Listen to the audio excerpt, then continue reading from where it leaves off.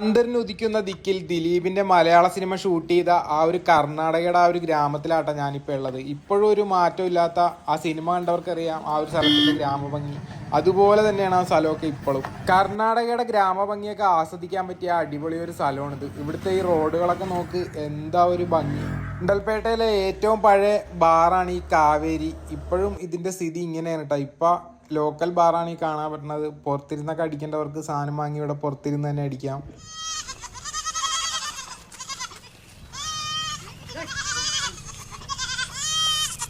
ഇന്ന് ഞാനിതാ കർണാടകയുടെ വില്ലേജുകളിലൂടെയുള്ള യാത്ര കേട്ടോ. അപ്പോൾ ഗുണ്ടൽപേട്ടയിൽ നിന്ന് ബന്ദിപ്പൂർ റോഡിലുള്ള ഹിമവത് ഗോപാൽസ്വാമിയിലേക്ക് തിരിയണ ആ ഒരു ഭാഗത്തേക്കാണ് നമ്മൾ പോയിക്കൊണ്ടിരിക്കുന്നത്. ഇവിടുന്നാണ് നമ്മൾ ഹിമവത് ഗോപാൽസ്വാമി ഹിൽസിലേക്ക് തിരിയേണ്ടത്. ഈ ഒരു ജംഗ്ഷനിൽ നിന്ന് ഇവിടെ നേരെ പോയാൽ ബന്ദിപ്പൂർ മസനഗുഡി ഫോറസ്റ്റ് ആണ്. അപ്പോൾ ഇങ്ങോട്ടൊരു അമ്പലത്തിൻ്റെ പ്രതിമയൊക്കെ വെച്ചേക്കണ കാണാം, കവാടമൊക്കെ. അതിൻ്റെ ഉള്ളിലേക്ക് നേരെ ഈ റോഡ് നേരെ വിളിച്ചു കഴിഞ്ഞാൽ ഹിമവത് ഗോപാൽസ്വാമി ഹിൽസിലേക്കാണ് നമ്മൾ എത്തുന്നത്. പിന്നെ ഈ പോണ റൂട്ട് വളരെ മനോഹരമായൊരു റൂട്ടാണ്. ഒരുപാട് കർണാടകയുടെ ഒരു ഗ്രാമ കാഴ്ചകളൊക്കെയാണ് ഫുള്ളും നമുക്ക് ഈ ഒരു റൂട്ടിൽ കാണാൻ പറ്റുന്ന അടിപൊളി ഒരു റൂട്ടാണ്. ഗുണ്ടൽപേട്ടയിലേക്കൊക്കെ വന്നു കഴിഞ്ഞാൽ തീർച്ചയായും ഒരു ഡ്രൈവ് വരേണ്ട ഒരു സ്പോട്ടാണിത്. മസിനഗുഡി, ഊട്ടി, ഗുണ്ടൽപേട്ട് ഈ റൂട്ടൊക്കെ പോണ ആൾക്കാർക്ക് വന്നൊന്ന് കയറി കറങ്ങിപ്പോകാൻ. ഇതിൻ്റെ ഉള്ളിൽ ഒരുപാട് കാഴ്ചകൾ കാണാനുണ്ട്.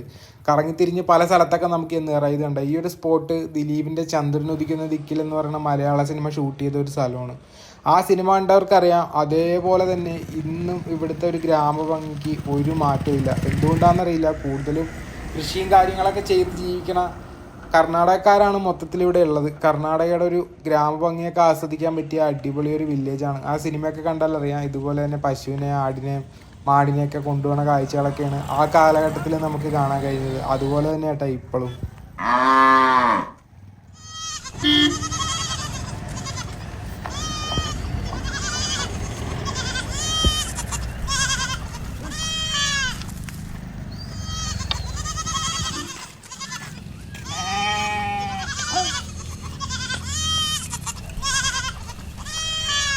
ഈ ഒരു റൂട്ടിലൂടെ വരാൻ നേരം ഒരുപാട് ആടുകളും മാടുകളൊക്കെ റോഡ് സൈഡിൽ തന്നെ ഉണ്ടാവും. അപ്പോൾ സൂക്ഷിച്ച് വേണം വണ്ടി ഓടിക്കാൻ. വട്ടം ചാടാനുള്ള ചാൻസ് ഉണ്ട്. ഇവരെയൊക്കെ മുട്ടിക്കഴിഞ്ഞ് കഴിഞ്ഞാൽ നല്ല പൈസ കൊടുക്കേണ്ടി വരും ഇവിടെ. അതുകൊണ്ട് ഈ ഒരു റൂട്ടിലൂടെ വരുമ്പോൾ ശ്രദ്ധിക്കേണ്ട ഒരു കാര്യമോ, ഫുള്ള് റോഡ് സൈഡിൽ ഇതേപോലെ തന്നെ ഓരോരോ കാഴ്ചകളായിരിക്കും. ഇഷ്ടം പോലെ പശുക്കൾ വരുന്നുണ്ട്. പശുക്കളൊക്കെ നല്ല നീറ്റ് ആൻഡ് ക്ലീൻ ആട്ടോ. എല്ലാ ദിവസവും ഇവർ കുളിപ്പിക്കുമെന്ന് തോന്നുന്നത്. നിങ്ങളെയൊക്കെ കൂട്ടമായിട്ടാണ് റോഡ് സൈഡിൽ ഇതേപോലെയുള്ള ഓരോരോ കാഴ്ചകൾ നമുക്ക് കാണാൻ പറ്റുന്നത്.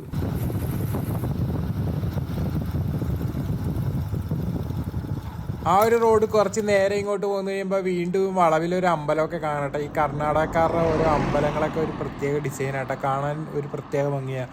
പല അമ്പലങ്ങളും പല പല പല പല പല ഡിസൈനിലാണ് ഇവർ ഉണ്ടാക്കിയേക്കണം. നമ്മൾ നേരത്തെ വീഡിയോയിലൊക്കെ കർണാടകയുടെ കുറേ അമ്പലങ്ങളൊക്കെ കണ്ടിട്ടുണ്ട് ഉള്ളിൽ. ആ അമ്പലം കഴിയുമ്പോഴാണ് നമുക്ക് ഈ സ്ട്രെയിറ്റ് റോഡ് കാണാൻ പറ്റുന്നത്. ആ കാണുന്ന മല കഴിയുമ്പോഴാണ് നമ്മുടെ ഗോപാൽസ്വാമി ഹിൽസ്. ആ കാണുന്ന മല കയറി നമ്മൾ ബസ്സിൽ മേലെ പോകുമ്പോഴാണ്.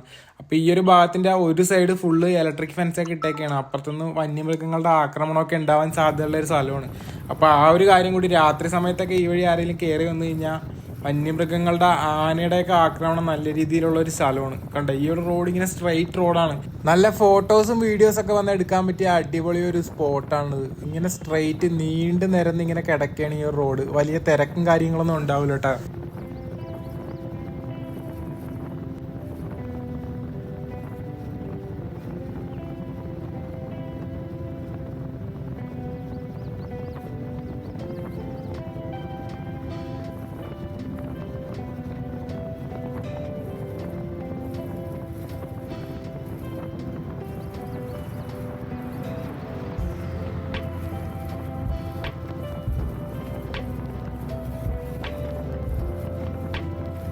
ഈ ഒരു റോഡിന്റെ left side full Bandipur tiger റിസർവിന്റെ ഭാഗമാണ്. അതുകൊണ്ട് തന്നെ ഭാഗ്യമുണ്ടെങ്കിൽ ഈ ഒരു റൂട്ടിലൊക്കെ യാത്ര ചെയ്യണവർക്ക് ആനേനെയും കടുവേനെയും പുലിനെയൊക്കെ കരടീനെയൊക്കെ കാണാൻ സാധ്യതയുള്ള ഒരു റൂട്ടാണിത്. ലെഫ്റ്റ് സൈഡ് ബന്ദിപ്പൂർ ഫോറസ്റ്റ് ആണ്. അതിന്റെ മേലെ കാണുന്നതാണ് ഹിമവത് ഗോപാൽസ്വാമി ഹിൽസ് അമ്പലം. ആ ഫോറസ്റ്റ് ഇരിക്കണതെല്ലാം, ആ അമ്പലം ഇരിക്കണതെല്ലാം ഈ ഫോറസ്റ്റിന്റെ ഉള്ളിൽ തന്നെയാണ്. അതുകൊണ്ട് അമ്പലത്തിലേക്ക് പോകുന്നവർക്കും ഇങ്ങനെയുള്ള ഓരോ സീനൊക്കെ കാണാനുള്ള സാധ്യത വളരെ കൂടുതലാണ്.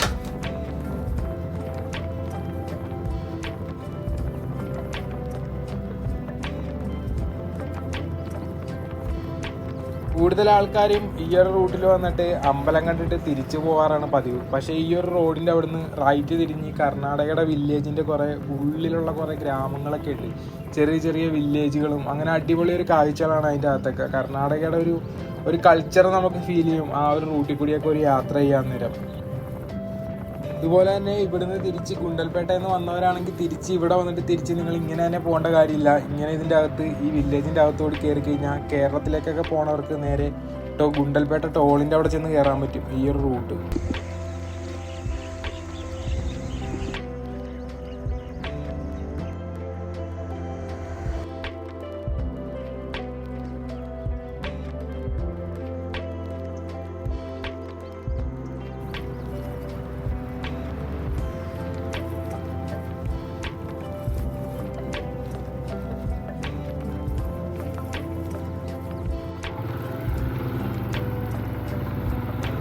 ഇതാണ് ഹിമവത് ഗോപാൽസ്വാമി ഹിൽസിലേക്കുള്ള അമ്പലത്തിലേക്ക് പോകാനുള്ള വഴി. സമയം കഴിഞ്ഞിട്ടാണ്, ഇപ്പം ഏകദേശം 5 മണിയാവാനായി. ഈ സമയത്ത് മേളിലേക്ക് കയറ്റി വിടില്ല.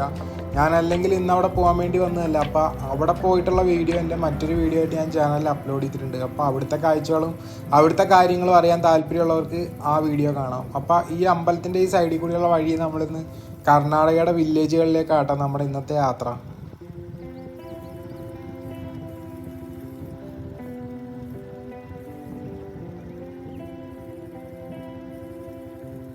ഒരുപാട് കാളവണ്ടികൾ, ട്രാക്ടർ, അങ്ങനെയുള്ള വാഹനങ്ങളും കാളവണ്ടികളൊക്കെയാണ് നമുക്ക് ഈ ഒരു റൂട്ടിലൂടെ കൂടുതലും കാണാൻ പറ്റുന്നത്. കാരണം ഇവിടെ കൂടുതലും കൃഷികളൊക്കെ ചെയ്ത് മാത്രം ജീവിക്കുന്ന ആൾക്കാരാണ് ഈ ഒരു റൂട്ടിൽ.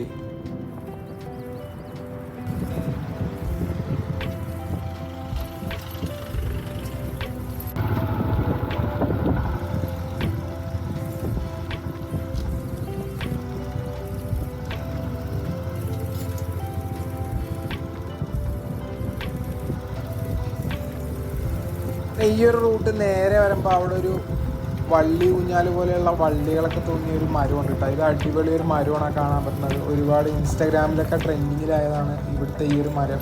നല്ല ഭംഗിയുള്ള ഒരു മരമാണ്. കുറച്ച് നേരം വന്ന് അവിടെ നിന്ന് റെസ്റ്റൊക്കെ എടുത്ത് അവിടെ നിന്ന് കുറച്ച് ഫോട്ടോസും വീഡിയോസൊക്കെ എടുത്തിട്ട് പോകാൻ പറ്റിയ അടിപൊളി സ്പോട്ടാണ്. കുറച്ച് ചെക്കന്മാരൊക്കെ ഉണ്ട്. ഈ ഒരു ഭാഗം എന്തായാലും കുറേ സോഷ്യൽ മീഡിയയിലൊക്കെ ട്രെൻഡിങ് ആയതാണ് ഈ ഒരു മരത്തിൻ്റെ വീഡിയോസൊക്കെ. അത്രയും ഭംഗിയുള്ള ഒരു മരമാണ് കേട്ടോ ഇവിടെ.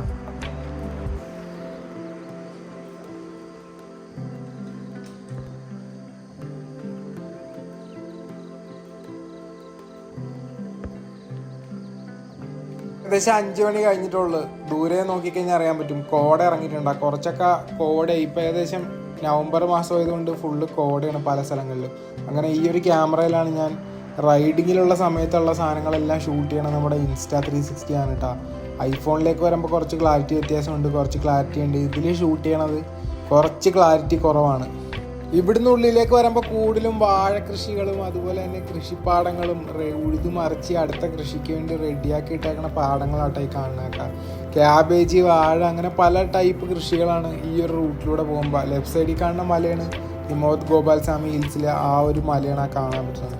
ഇങ്ങനെ ഇതിൻ്റെ ഉള്ളിൽ കൂടി നേരെ ചെന്ന് നമുക്ക് ഗുണ്ടൽപേട്ട ടൗണിൽ പോകാം. ഇവിടെയൊക്കെ ഫുള്ള് കണ്ട വാഴ കൃഷികളും അതുപോലെ തന്നെ പശു, ആടും, ഫുള്ളൊരു ഗ്രാമ കാഴ്ചകളാണ്. ഇത് ശരിക്കും വീഡിയോയിൽ കാണുന്ന പോലെയല്ല, നേരിട്ട് വന്നു കഴിഞ്ഞാൽ ഇവിടുത്തെ ആ ഒരു ആംബിയൻസ് നിങ്ങൾക്ക് മനസ്സിലാവുള്ളൂ.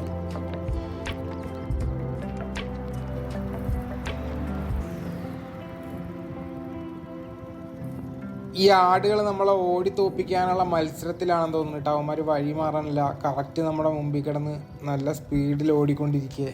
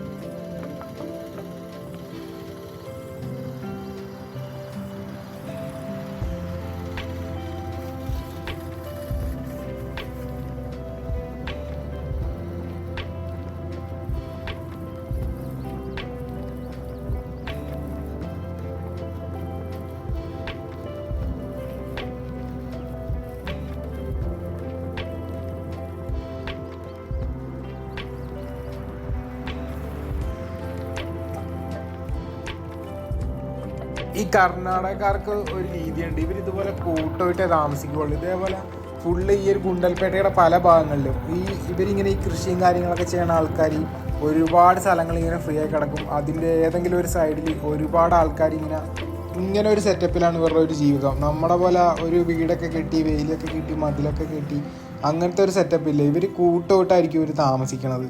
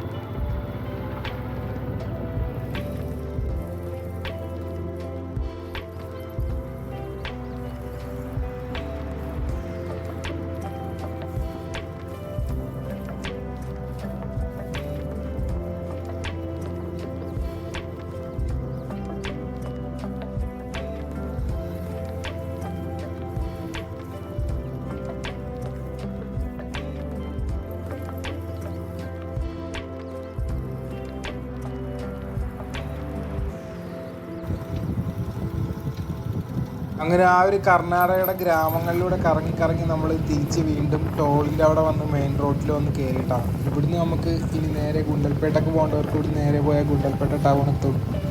ലെഫ്റ്റ് പോയി കഴിഞ്ഞാൽ കേരളത്തിലേക്ക് പോകേണ്ടവർക്ക് ചെക്ക് പോസ്റ്റ് കയറി നേരെ കേരളത്തിലേക്കും പോവാം. അപ്പം ഇങ്ങനെ ഗുണ്ടൽപേട്ട അകത്തുകൂടി കറങ്ങേണ്ട ഒരു റൂട്ട് കൂടിയാണ് ഞാൻ ഈ വീഡിയോയിൽ കാണിച്ചു തന്നത്.